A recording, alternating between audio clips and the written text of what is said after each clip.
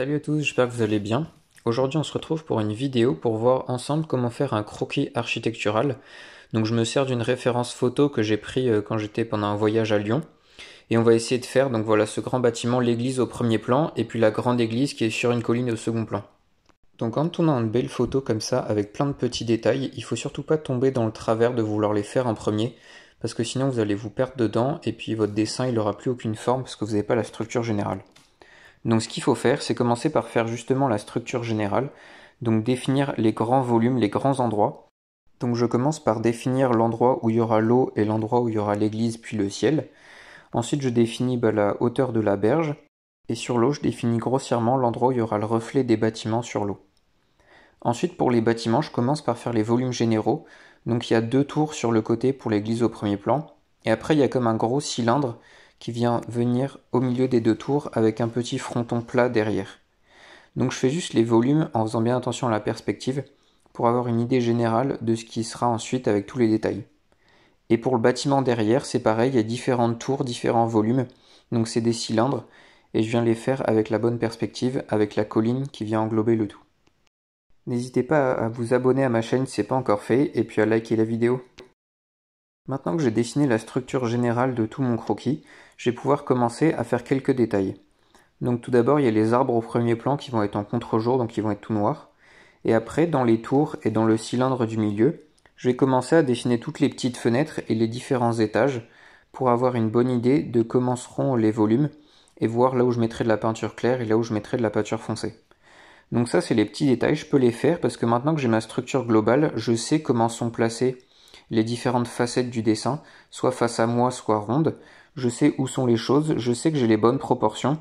Donc je peux maintenant m'amuser à remplir ces volumes-là avec les petits détails sereinement, sans me poser les questions de s'il y a des problèmes de proportion, si c'est au bon endroit ou pas. Pour les 2 tours, c'est assez simple de voir comment sont placés les détails, parce que les faces sont pile face à l'observateur, donc ça va. Et pour la partie centrale, comme elle est cylindrique, il va falloir faire des fenêtres de plus en plus petites pour faire vraiment voir qu'elles s'enroulent autour du volume et qu'elles ne sont pas toutes plates. C'est vraiment ça qui va faire ressentir la perspective et la 3D de cette partie-là du bâtiment, donc c'est vraiment important. Ensuite, bien sûr, ce sera avec la peinture que ce sera plus compliqué à faire, et c'est là où il faudra vraiment faire attention aux différents effets de lumière qui viennent sur le bâtiment. Je continue de marquer les différents détails qui me paraissent utiles pour pouvoir faire ma peinture, mais comme c'est un croquis où je sais que je vais faire une peinture après, c'est pas juste un dessin, j'ai pas besoin de tous les mettre, en fait ça servira à rien, ça surchargerait le dessin, et donc pour la peinture en fait ce serait pas utile parce que de toute façon avec le pinceau on va finir par en mettre un peu partout, et on viendra ensuite redétailler au fur et à mesure en regardant la photo. Donc là c'est juste un dessin pour savoir comment se placent les différents volumes, comment se placent les choses les unes par rapport aux autres, mais sans avoir besoin de tout noter parce qu'en fait ça servira à rien. Une fois que j'ai fini avec le premier plan, je fais exactement la même chose sur le second plan. Donc là cette fois ce sera très loin, donc vraiment il n'y a pas besoin de noter les choses, de toute façon ce sera tout petit, donc je les ferai directement à la peinture. Il faut juste que j'ai rapidement la forme des choses, et puis les fenêtres je les note quand même parce que ce sera intéressant de savoir là où il y aura du foncé et là où il y aura du clair. Ensuite je fais bien les différents pics, même si finalement on les fera directement avec le ciel, et puis je viendrai avec de la peinture claire par-dessus.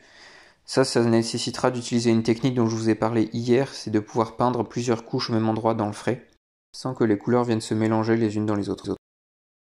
Ensuite là j'avais envie de modifier un petit peu la photo, d'apporter ma touche perso pour pas faire juste une copie, donc je commence par rajouter la lune dans le ciel, voilà ça fera un petit point lumineux en plus. Et après au premier plan, pour rajouter une petite histoire, quelque chose de romantique, avec des personnages, j'ajoute une barque avec une personne qui vient ramer dedans, et une autre personne qui tient un genre de drapeau. Ça permet juste de rajouter quelques personnages dedans pour faire quelque chose de vivant. Et puis voilà, rajouter sa petite touche perso, c'est toujours sympa.